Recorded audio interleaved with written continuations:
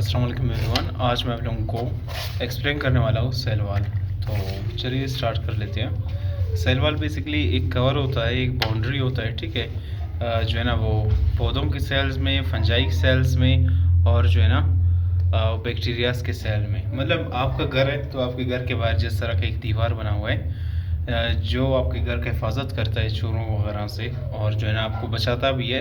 बाहर अगर सैलाब आ जाए तो आपके घर के बाहर दीवार है तो उससे आपका घर महफूज रहेगा। इसी तरह पौधों में, बैक्टीरियाज में और फंजाई में सेल वाल्स होती है।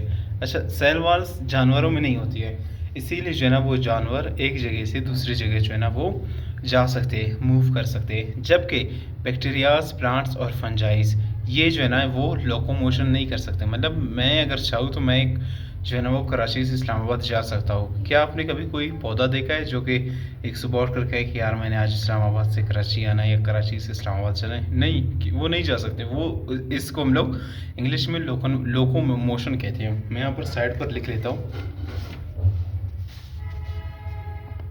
लोको मोशन। ओके, मतलब वो खसूसियात जिससे जो है ना वो किसी जानवर का चलने की खसूसियात, वो एक जगह से दूसरी जगह मूव कर सके। अच्छा, सेल वाल्स प्रोकैरियोटिक और यूकैरियोटिक दोनों जानवरों में होती है, यानी कि प्रोकैरियोट्स और यूकैरियोट्स में होते हैं। प्रोकैरियोट्स उन जानवरों को कहते हैं जो एक सेल से बने हों। यूकैरियोट्स उन जानवरों को कहते हैं जो एक से ज़्यादा सेल से, यानी कि दो सेल से ज़्यादा बने हों। दो सेल से तो बहुत, मतलब बहुत, दो सेल से तो बहुत ज़्यादा सेल से बनते हैं। बस फ़र्क ये है कि बैक्टीरियाज में, प्रोकैरियोट्स में एक सेल होता है और इसमें दो से कर्बो सेल्स होती है। जैसे कि इंसान, उसमें 37 बिलियन सेल्स है। प्रोकैरियोट्स में जो है ना हम लोग देखते हैं कि बैक्टीरियाज, इनके पास भी सेल वाल होती है। यहाँ पर टिक का निशान है इस तरह से। एंड प्लांट्स में भी होती है और फंजाई में भी होती है, लेकिन एनिमल्स में सेल वाल नहीं होती। बैक्टीरियाज में जो सेल वाल है वो पेप्टाइडोग्लाइकन से बनी हुई है, जिसे हम लोग म्यूरियम भी कहते हैं। प्लांट से जो, पौधों में जो सेल वाल है वो सेलुलोज से बनी है, और फंजाई में जो सेल वाल है वो काइटिन से बनी है। अगर हम इसका जो है ना वो सॉरी अगर हम इसका डायग्राम देखें ना तो सेल वाल कुछ इस तरीके से दिखाई देता है। हम लोग जो है ना वो फेडरल, केपीके और बलुचिस्तान टेक्स्ट बुक में खसूसन सिर्फ प्लांट सेल की बात करते हैं। प्लांट सेल ये जो है ना दो सेल्स है नज़दीक, ठीक है, ये दो सेल्स आपस में। अच्छा, ये जो है ना इनके दरमियान में आप लोग देख सकते हो कोई चीज़ है एच जो कि इन दोनों सेल्स को यहाँ पर ऐसे आपस में जोड़ रही है। ओके, इसे हम लोग जो है ना वो मिडल लेमिला कहते हैं। मिडल लेमिला ग्लू की तरह काम करता है, ये दो सेल्स को जो है ना वो आपस में जोड़ता है। यहाँ पर आप लोग देख सकते हैं मिडल लेमिला लिखा हुआ भी है। और मिडल लेमिला कैल्शियम और मैग्नीशियम के साल्ट से बनी है। ये पहली लेयर है जब सेल्स डिवाइड होते हैं ना, ठीक है। सेल डिवीजन के दौरान जब सेल्स डिवाइड होते हैं तो प्लांट सेल जब बनेगी तो जो प्लांट सेल में सबसे पहले मिडल लेमिला बनेगी, फिर उसके बाद प्राइमरी सेल वाल बनेगी और सेकेंडरी सेल वाल बनेगी। मिडल लेमिला जो है ना ये दो सेल्स को आपस में जोड़ रही है। अच्छा, यहाँ पर जो आप बाउंड्री देख रहे हैं ना, ये वाली, ये आप देख सकते हो जो मिडल लेमिला के साथ टच में है इस तरीके से, यहाँ पर सेम इसी सेल में। इसे हम लोग प्राइमरी सेल वाल कहते हैं।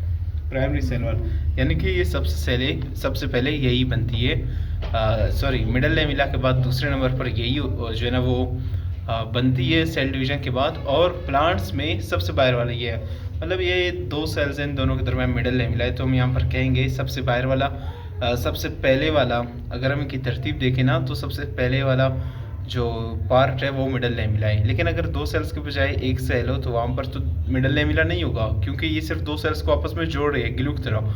तो जब मिडल लेमिला नहीं होगी तो वहाँ पर सबसे बाहर वाली हिस्सा प्राइमरी सेल वाला है। लेकिन याद रखना है सेल डिवीजन के दौरान पहले मिडल लेमिला बनेगी, फिर प्राइमरी सेल वाल, फिर सेकेंडरी सेल वाल। मैं इसको ऐसे लिखूँगा, middle lamella, primary and then secondary cell wall. Primary cell wall ये इरिवर्सिबल है। इरिवर्सिबल का मतलब है कि एक दफ़ा हो गया बस हो गया, अब इसने जो है ना वो फिर से नई जो है ना वो आप कह सकते हो कि वापस नहीं होगा, ठीक है। आप लोग कोई चीज़ ख़रीदते हो तो वो फिर से रिटर्न नहीं होगा। मतलब आप लोगों की कद बढ़ गई ना, हाइट बढ़ गई, बस बढ़ गई, फिर आप उसको छोटा नहीं कर सकते।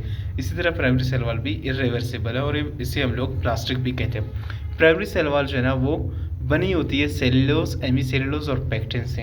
ओके, ये एक एनिमल सेल है और एनिमल सेल के बाहर ये आप देख सकते हो एक छोटा, सॉरी, ये एक जो है ना वो प्लांट सेल है, एनिमल सेल में नहीं होती, तो बाहर वाला ऐसा जो है ना वो प्राइमरी सेल वाला है। ओके, प्राइमरी सेल वॉल के बाद जो है ना वो दरमियान में जो है ना वो स्पेस है जगह है, और इसके अंदर यहाँ पर सेकेंडरी सेल वॉल है, जो कि इस डायग्राम में भी दिखाई देगा कि ये वाला प्राइमरी सेल वॉल है दिस वन, एंड ये वाला सेकेंडरी सेल वॉल है। सेकेंडरी सेल वॉल को हम लोग जो है ना वो